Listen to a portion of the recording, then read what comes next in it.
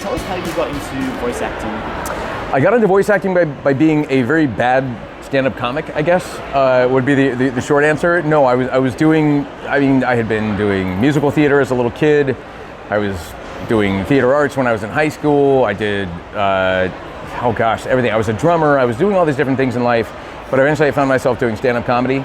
And I'd been doing it for about 5 years, and then finally towards the end of my career in stand-up, we were trying out for the Aspen Comedy Festival, which is a big comedy festival in Aspen, Colorado, in the States.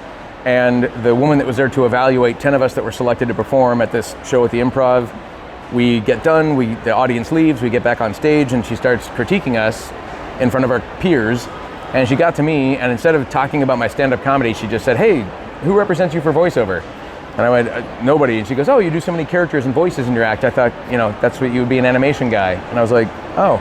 And then she just moved on. And I thought, well, there's an industry professional telling me, stop doing this and think about doing that. And at that point, I had been hearing it throughout the years, and I thought, maybe I will look into this. Took some classes, fell in love with it, started to run my own little business down in Orange County, California, south of LA, to where I could learn and cut my teeth and do that kind of thing. And that was literally how it started. And then I think I made like $75 for my very first voiceover gig. And remember leaving the studio kind of going, wow, that felt great. I want to do this. And that was, the rest is history, as they say. Do you still do the comedy as well? No, I went back and did it after 12 years of not doing it. Went back and did it for one night with Carlos Alisraki and Grey Delisle. And I was like, no. The next day I couldn't get out of bed. I was so depressed. It was so funny. It was just like a weird return to like a time in my life when I was really just trying everything I could think of to just not have a day job and struggling at that. No, I missed the challenge of it. I missed the writing aspect of it. My degree was in screenwriting, so I thought, writing is where I was going to go as a career.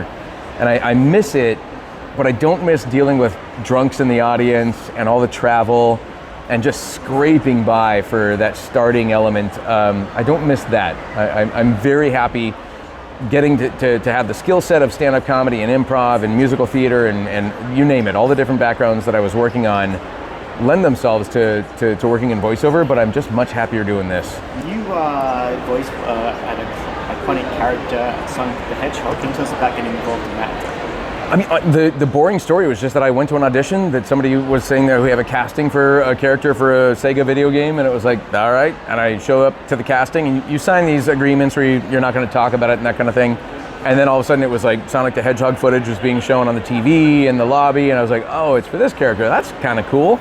And walked in, just listened to what the director was asking for, and you just start kind of throwing ideas out, how high do you want him to go? Like squeaky voice, or, the silly or serious, all these things.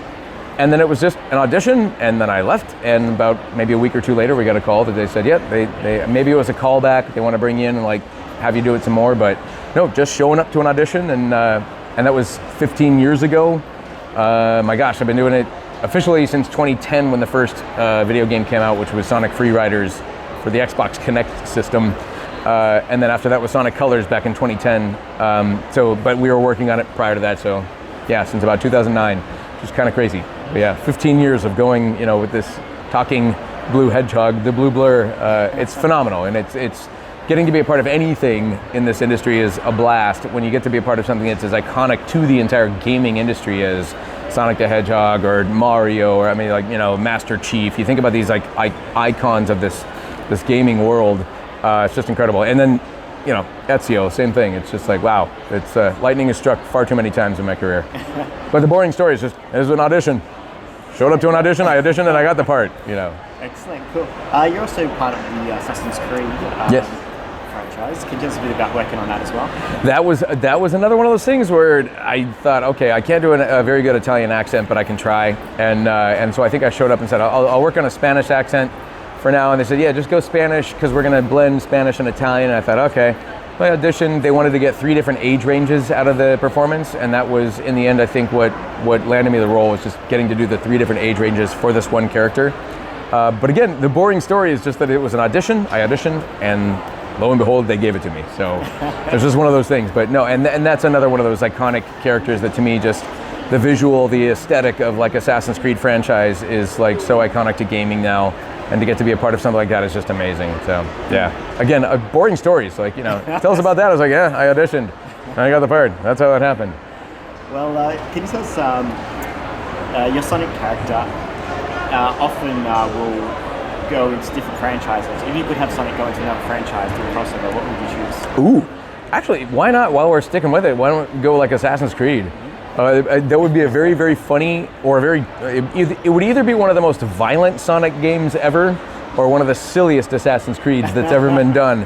But I've had fans throughout the years share with me fan art of blending Sonic and Ezio, and it's pretty cool. Like seeing Sonic in the Ezio costume, you know, going fast with, you know, knives and things like hidden blades and all that. It's it lends itself to something kind of cool. So yeah, I think a Sonic and an Assassin's Creed crossover would work well.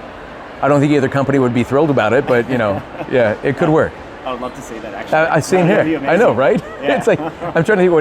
Would he be Sonic with an Italian accent, or like, would he be Ezio? Like it's gotta go fast, you know? Like how would this? Yeah, it'd be an interesting blend.